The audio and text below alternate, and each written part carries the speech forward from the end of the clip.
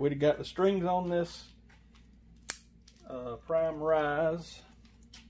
I'm gonna get a loop on it. I'm gonna get everything level. Actually, about to get ahead of myself. We're putting this Vapor Trail limb driver on Pro V. Let me do that first. I'm about to put the wrong, leave the rest on here, so let me get that loose. I really like the limb driver stuff. Super easy to work with. The Pro V is their older, well, I hate to call it older because it's still great. They come out with a Gen 7 that's a little bit newer than this, same sort of setup, but this one's a lot cheaper. This one's 130 bucks, give or take a few dollars according to what's going on, but this one has been around for a few years and is sort of proven. We'll get it bolted on. If I can find the right Allen wrench. So I got the strings on. When you restring a Prime, you just kind of got to pay attention because it's, you know, a 5-piece set with these parallel track cams, so it's a little different than normal. But we've been a Prime dealer for several years now, so we kind of, I guess you'd say, got used to working on them. Now we're getting somewhere. Let's just eyeball this thing. Okay, I'm definitely going to have to go ahead and move my center shot out and get it a little better than it is. I'm just 100% eyeballing this. When I do this, what I'm doing is putting the string dead center of the riser up top and bottom, and then I'm eyeballing down without moving my head to the arrow. I'm gonna go ahead and move this over one hole while I'm playing, and then that's sort of how I get it started. And I'll be honest, a lot of times that's good enough. If it's a weird riser where I can't really see what I'm doing, I'll whoop out the laser or do something fancy, but on this bow, it's a pretty square riser. I'm going to start right there. Okay. Let's get ourselves level here.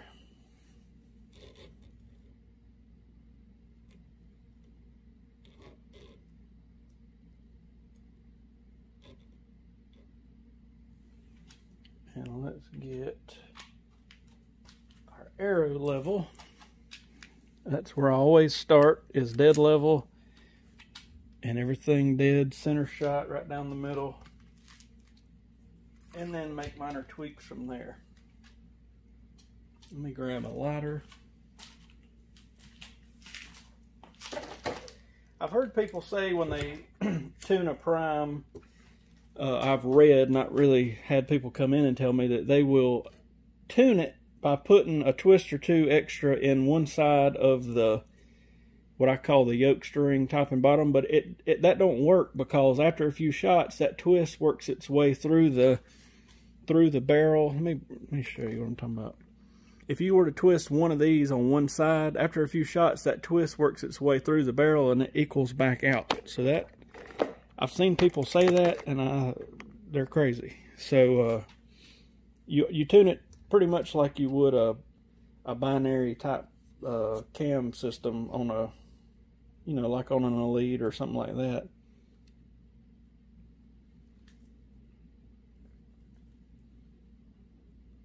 Alright, so that's got us dead level, strings level, arrows level. I'm going to tie my little inner knot points that I always tie inside the loop here.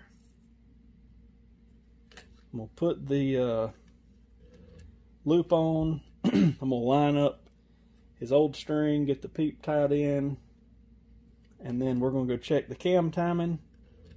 On these Prime bows, especially the newer ones, they have what they call sync holes, S-Y-N-C, and you can look at those after you put the string on and kind of tell if your cams are close to being timed. I'm pretty close the way it sits, but I always don't just trust those holes in the cam. And it's the same way with other bows that have those same type of holes. You know, it's a good starting reference, but until you pull it back, and in my opinion, pull it back on a draw board in sort of a controlled environment and make double, triple sure that it's right, I don't put too much faith in those holes. But it is a heck of a starting point. You know, if I'm over at the bow press and I put a string and cable set on, you know, I can immediately look and say, all right, I might ought to go ahead and add a twist or two to this cable, or take out a twist, or whatever I need to do. I can tell because of those holes. And so it's a good starting point. I'm trying to remember, somebody's got holes in their cams to use as a reference point, and they never, if you pull it back on a draw board, it seems like they're never exactly perfect. And I had somebody pick a bow up and say, these holes ain't right, blah, blah, blah. So I said, look, come back here, let me show you something. So I put it on the draw board, and I was like, look, had you rather those holes be lined up? Because they were getting a little ornery with me. I said, had you rather those holes be lined up exactly perfect when the bow's just sitting there, or had you rather your stops actually hit at the same time? I said, because I can do it either way. But I'm telling you, and of course, they finally seen what I was talking about, but I think people read stuff on the internet and that goes to their brain. Let me get another glue.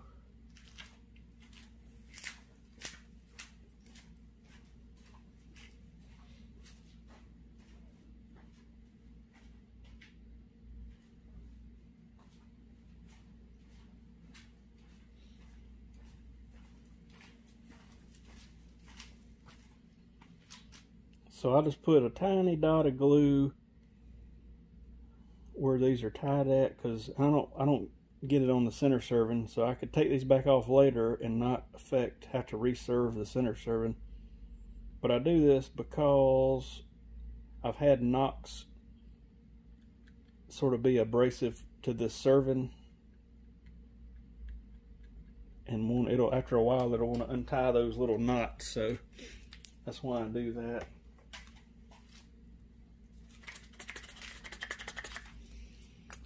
And I usually spray it with this accelerator just to get the glue dried quick. What color y'all think? This string we made is root beer and green. Let's put them, oh, I don't know what color. Let's put them, I like bright stuff, so I'm having a hard time not picking something bright. I guess we'll just put them a black loop on.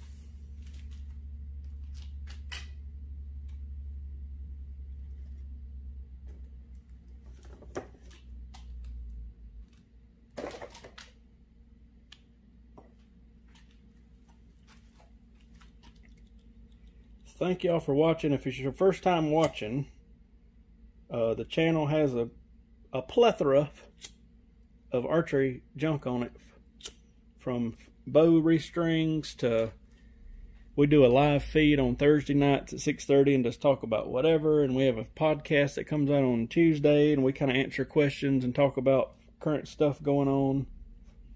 And then on Sunday, a random video comes out. Sometimes it's us shooting, sometimes it's us tuning a bow, restringing a bow, whatever. But hit the old subscribe button. It would mean a lot. And thank you for watching.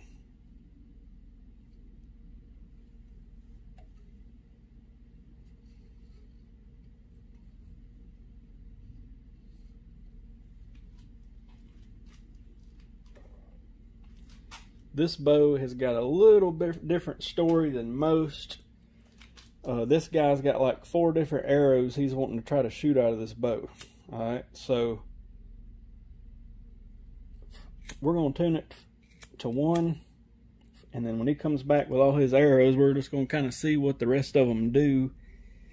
Sometimes, you know, you can get a bow and a lot of different arrows will still bullet hole and shoot decent out of it, and then sometimes you'll get a finicky bow and you got to kind of set it up to 1 arrow and leave it. But probably 70% of the time, you can change it up a little bit and still get a good tune out of it. So we'll see what happens when he picks it up. But we're going to get it bullet holing with a carnivore right now. Sometime sooner than later, I'm going to do a video. I've had a lot of people say, can we do some kind of video and have a bow, you know, not shooting bullet holes, and show what all we could do to make it bullet hole. And I think people think we're kidding sometimes, because literally a lot of bows, we do what I just did. We'll level it, center shot it, eyeball it, and it'll bullet hole every time. Boom, boom, boom. It don't happen every time, but probably 8 out of 10 times that works out that way. So I'm gonna take some different bows and see if I can put together, we might even do it on a live feed. I hadn't decided yet. Kind of come up with a paper tuning type of a, here's what you do if the bow's doing this thing. And don't get me wrong, there's plenty of bows that come in that we have to kind of work on and get them to paper tune, but I like it when we go from a brand new string set that we made, because I know the center serving is going to be a good fit. You know, like when for most nocks, the way we do our center serving is it's got some play once it clicks on, but it's still a little click to come off. But a lot of factory strings, I mean, that thing will be like on there stout. You got to pull it. It's so tight. I've had bows before that wouldn't paper tune, and I reserved the center serving, and bam, that's all I had to do, and it paper tuned. So there's all kind of little things that like that happen, you know. I guess from the factory they just want a good tight, real tight knock fit. But anyway,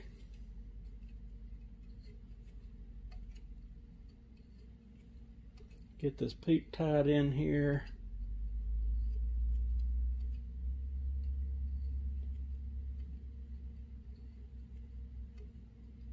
And then we'll go see what the timing looks like. Hopefully it's pretty close. Again, like I would on a binary bow, if we were to get over there and the cam timing be off, I'm going to twist the control cables. I'm not going to fool with these little yoke cables on this Prime. For one, when we make these strings, we put them on a 100-pound pneumatic cylinder and measure them to factory spec. Alright, so I know everything is close, like real close. So any little fine tuning I'm going to do is going to be on the main control cables.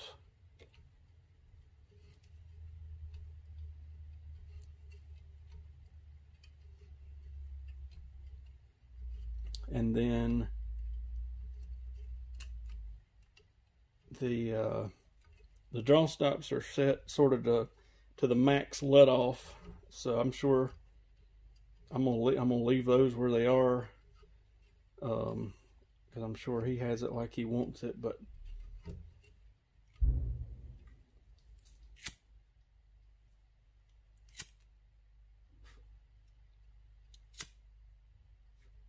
okay, let's go see what the cam timing looks like.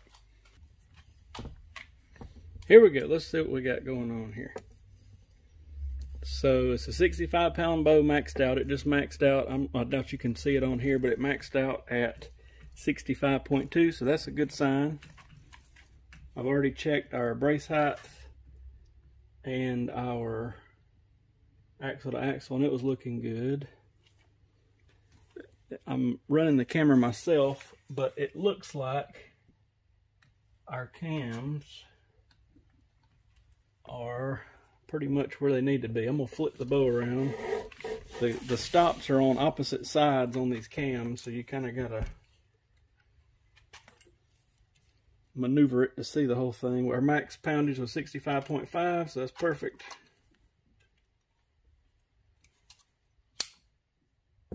And I've said before, if you've watched our other videos, sort of the things I look for when I restring a bow. restring it. If you got those holes on the cam to time it by, go ahead and get them close on the bow press. Then I check the brace height, the axle to axle. That sort of tells me, all right, this is us. Then when I get over here to the scale, you know, let's say it's a 60-pound bow. I want it to be between right at 60 and maybe 62.5 or so. Sometimes bows run a little heavy.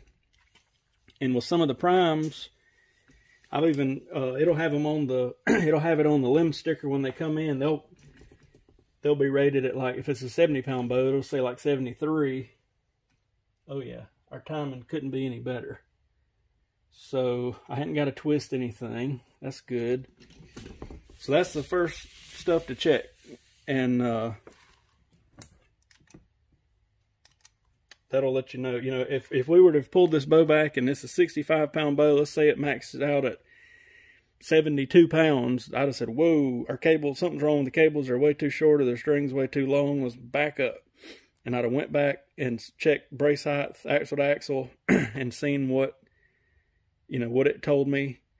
And then ultimately probably took the strings and cables back off and remeasured. Now what will happen, especially when you get into these 5-piece sets, you'll be putting it on and you'll mess up and let one of the ends of the string go, and it'll untwist a few times. And I know it's an accident, but when it does that, you know, it can cause problems. So that's why I always tell people, if you're at home restringing, hold the ends of those strings and cables and don't let them twist or untwist while you're installing them, because most places like us, when they ship out a string, it's dead on the money, 100 pounds with a 1/4-inch pin on each end measured like the standard is. And if you deviate from that, it can cause all kind of problems. All right, enough about that. Let's go.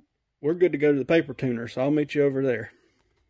All right, I about forgot to hook up my cord here on the vapor trail. All it is, these prime bows have an axle, focus for me camera, that you can already hook a limb driver to. All right, so I just threw a loop in my cord here and I wrapped it through the limb driver, and I always just tie a little knot to get the cord out of the way for now.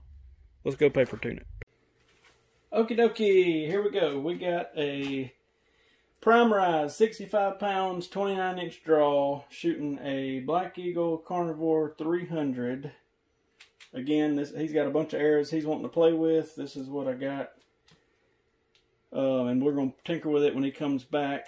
I got the arrow level. I got the center shot eyeball. I'm just going to see where we end up at. Vapor trail rest we installed. Let's see what happens.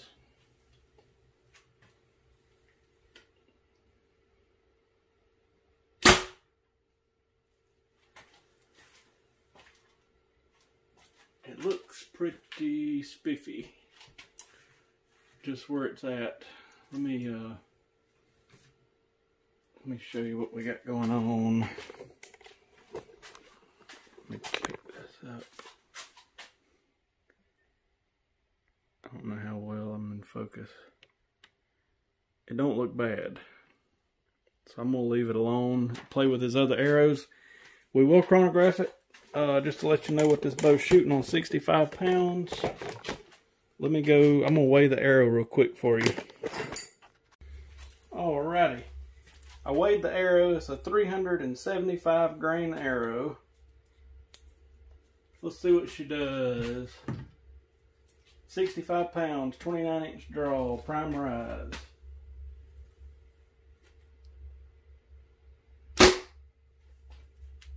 $289. That's faster than I thought it would go.